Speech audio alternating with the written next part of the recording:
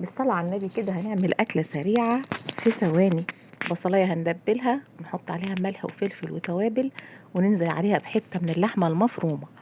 هندبل اللحمة المفرومة ونسويها، وننزل عليها بالبسلة والجزر وعصير الطماطم، وقرب ما تستوي ننزل عليها بفلفلاية مقطعة.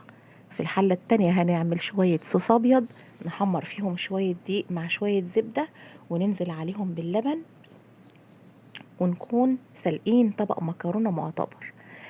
بعد لما نعمل الصوص الابيض الجميل بتاعنا كده زي ما انتوا شايفين، ونحط عليه الملح والتوابل بتاعته، الله عليه. هنحط بقى المكرونة بتاعتنا، ونحط عليها الصوص الابيض ده، ونزود عليها البسلة الجميلة اللي باللحمة المفرومة، وهنزينها بشوية من البقدونس، وبالهنا والشفا. اعملوها وادعولي. باي.